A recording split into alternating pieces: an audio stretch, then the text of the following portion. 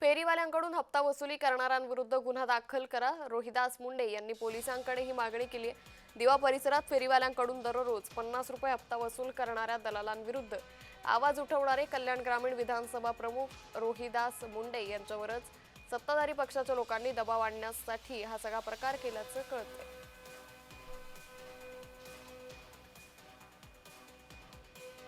दिवा विभागातील फेरीवाले हे हटले पाहिजेत, यासाठी दिव्यातील संपूर्ण जनता मागणी करते आणि सर्व विविध पक्षातील लोक यासाठी आंदोलन करतात। परंतु प्रत्येक फेरीवाल्याकडून 50 रुपये घेतले जातात। जवळजवळ 2 ते 3 हजार फेरीवाले हे दिव्यात आहेत। जर आपण याचा आकडा पाहिला तर महिन्याला जवळजवळ 10 ते 15 लाख रुपये हे फेरीवाल्यांकडून वसूल केले जातात हप्ता। आणि या संदर्भात मी आवाज उठवला की फेरीवाले मुक्त झाले पाहिजेत आणि या फेरीवाल्यांकडून जे कोणी हे हप्ता वसूल करतात यांच्यावरती गुन्हे दाखल झाले पाहिजेत।